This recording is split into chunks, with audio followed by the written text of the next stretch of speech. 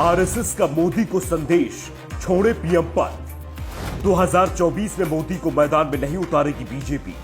मोदी के साथ राजनाथ भी चुनावी राजनीति से लेंगे संन्यास। गिरिराज और हेमा मालिनी को भी नहीं मिलेगा लोकसभा का टिकट। संघ ने दिए बीजेपी में बड़े बदलाव के संकेत। पीएम मोदी का करिश्मा अब चूकता दिख रहा है। आरएसएस को भी अब पीएम मोदी पर भरोसा नहीं रहा है। मोदी को भी एहसास हो गया है, इसलिए आजकल वो योगी आदित्यनाथ की तारीफ कुछ ज्यादा ही करने लगे हैं।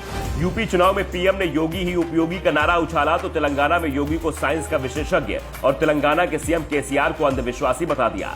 आजकल पीएम मोदी कहीं भी जाते हैं तो योगी आदित्यनाथ की तारीफ जरूर करते हैं और इसके पीछे है एक डर।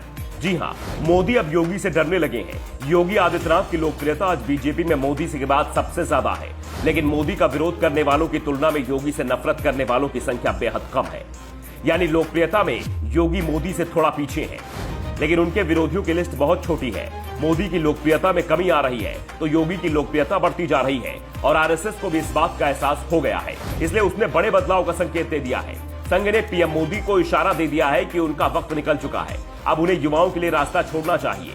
और सिर्फ मोदी ही नहीं बल्कि दिल्ली में योगी का कवच बने राजनाथ सिंह को भी राजनीति से दूर करने के संकेत दे दिए गए हैं। संघ के इशारे पर दिल्ली में जेपी नड्डा ने पार्टी दिग्गजों की मीटिंग बुलाई थी। इसमें पीएम मोदी तो शामिल नहीं हुए, लेकिन उन तक संघ का संदेश पहुंचा दिया गया। संघ का कहना है कि अब बदलाव का वक्त है। अगर अभी बदलाव नहीं किया गया तो बीजेपी की हालत भी कांग्रेस जैसी हो जाएगी। कांग्रेस चुनाव दर चुनाव हार रही है, लेकिन गांधी परिवार पार्टी से अपनी पकड़ ढीली नहीं होने देना चाहता। सोनिया गांधी, राहुल गांधी और प्रियंका गांधी, इन तीनों के बीच ही पार्टी का शक्ति संतुलन घूमता रहता है। राहुल कांग्रेस के मात्र सांसद हैं, लेकिन वो पार्टी के अध्यक्ष की हैसियत से फैसले लेते हैं, तो प्रियंका गांधी भी पार्टी के हर फैसले में अहम भूमिका अदा कर रही हैं, जबकि पार्टी के दिग्गजों को साइडलाइन कर दिया गया है, जिसका नुकसान कांग्रेस को हो रहा है। लेकिन गांधी परिवार कांग्रेस के नुकसान की कीमत पर भी ताकत अपने हाथ से जाने नहीं देना चाहती। पार्टी से ज्यादा उन्हें अपने परिवार की चिंता है। दूसरी ओर बीजेपी चुनाव दर चुनाव जीत रही है, लेकिन वो बदलाव की तैयारी कर रही है और इसी बदलाव के लिए जेपी नड्डा की अध्यक्षता में पार्टी ने बड़ा फैसला ले लिया है। पार्टी ने साफ कर दिया है कि 2024 के लोकसभा चुनाव में उन लोगों को पार्टी उम्मीदवार नहीं बनाएगी जिनका जन्म 1955 से पहले हुआ है। यानी पार्टी में जो लोग 70 साल के हो गए हैं उन्हें लोकसभा का टिकट नहीं दिया जाएगा। इसके साथ ही संघ की नजर में पीएम मोदी और केंद्रीय रक्षा मंत्री राजनाथ सिंह दोनों एक झटके में चुनाव लड़ने के लिए अयोग्य हो गए हैं।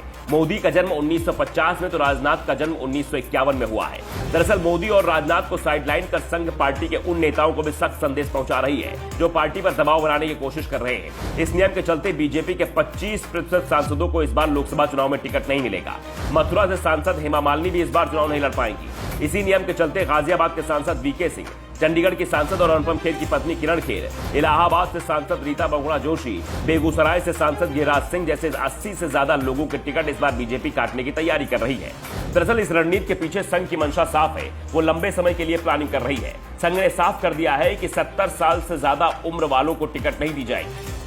साथ ही 55 साल से ज्यादा उम्र के व्यक्ति को 2024 में पीएम की कुर्सी नहीं सौंपी जाएगी, जिससे लंबे वक्त तक बदलाव की जरूरत न पड़े। संघ ने जो फॉर्मूला पीएम मोदी के सामने रखा है उसमें योगी आदित्यनाथ फिट बैठ रहे हैं, इसलिए अब योगी को पार्टी के हर आयोजन में आगे किया जा रहा है। पार्टी का हर नेता उनकी तारीफ कर रहा है, क्योंकि आने वाला समय बीजेपी में योगी आदित्यनाथ का होने वाला है। Bureau report, the Dhakad news.